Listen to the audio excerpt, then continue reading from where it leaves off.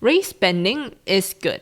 Hear me out. I'm not only talking about how this is a good way to create more representation, though there is complexity that comes with this kind of representation. I'm talking about how this is kind of a way to rectify the underrepresentation that people of color have had to face in the past. We need to acknowledge that there has been a history of marginalized and underrepresented communities being kept out of the art space. And it's not only a sociological or a psychological issue. There have been actual rules that prevented artists of color from getting these roles. Be Kind Rewind did a wonderful video essay about the Oscars and East Asian actresses in the Best Acting category. The video talked about the casting process of the film adaptation for The Good Earth, which was released in 1937. Anna May Wong, one of the most notable Asian actresses in that period, lobbied hard for the main role of Olan, who is an Asian woman. However, the main lead has been cast with Paul Mooney, who is white, and the character is Asian,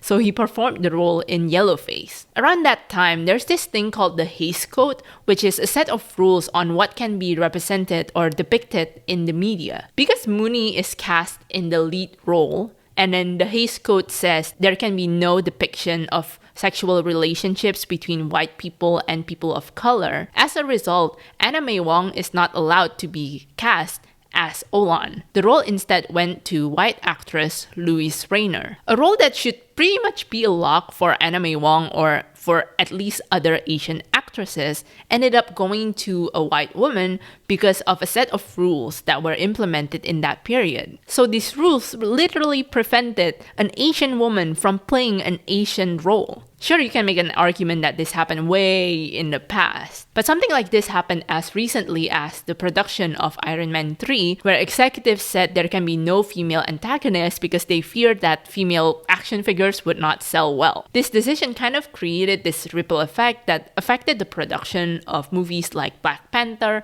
Black Widow, and Captain Marvel, which were not greenlit until much later. As you can see, opportunities are being gatekept. I feel if the characters' races bear no relevance to their backstories, then it should be okay to race bend them. Hell, I'll even make the same argument if the character's whiteness is important to their story. Like with Steve Rogers, who is the embodiment of the American ideal, especially during the period of the World War. His character is supposed to be a deconstruction of that ideal, hence why his whiteness is very essential to his character. That's why we should not change his race. But don't go into the comment saying that if that's the case, characters of color whose races bear no relevance to their backstories, they can also be made into white characters. Because it's not okay. Remember that actors of color have been denied all these opportunities, so let's not add more to that. But to be honest, that hasn't stopped Hollywood before. Anyway, it confuses me when people are very angry about these changes because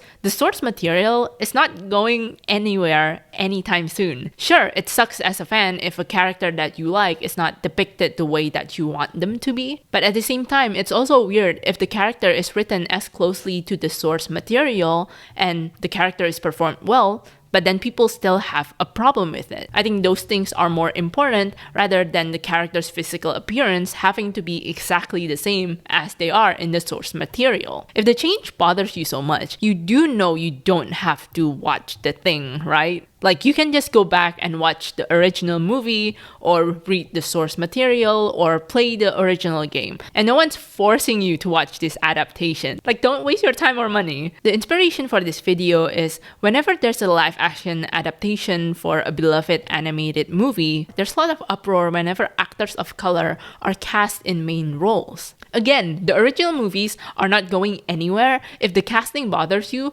just watch the original movie. But there's also another layer of disappointment here. So many people are focusing so much on these live action adaptations instead of raising awareness or encouraging people to watch the original animated movies. To me, it feels like you're seeking validation from these live action adaptations. And it's disheartening because animation as a medium has been looked down upon despite being such a beautiful and versatile art form. To the masses, there's this perception that live action movies are more mature or serious, compared to animated movies which are considered goofy, silly, or for kids. By causing so much uproar about the casting and the live action movie, it feels like you're diminishing the relevance of the animated movie. Encourage people to watch the original animated movie if you don't like the casting of the live action adaptation. On the other hand, people also complain when so much attention is given to the race of these characters, leading to people calling media these days too woke. But at the same time, race-bending characters is like probably the most natural way to include characters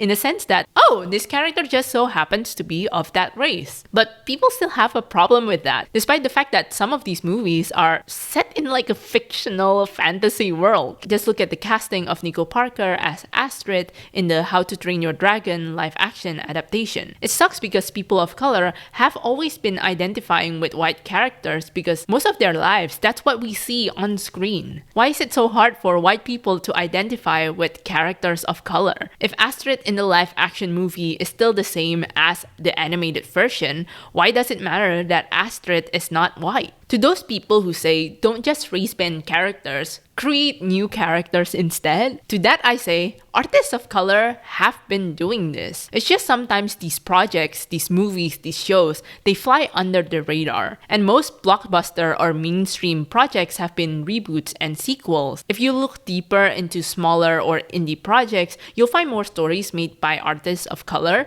but they're really, hidden underneath all of the other projects out there. If you're making that last argument, is the audience prepared to give support to these projects? I'm somewhat hopeful in that area because we are seeing success for movies like Sinners or Everything Everywhere All at Once. Those are original movies with original characters and they are made by people of color. I think it's important to continue supporting and raising awareness for these kinds of films or shows or projects and highlight new voices, especially if you're tired of people like us taking your opportunities. But what do you guys think? Let me know in the comments. If you like this video, please consider engaging with it and also subscribing to the channel. But I'll see you in the next video. Have a good day.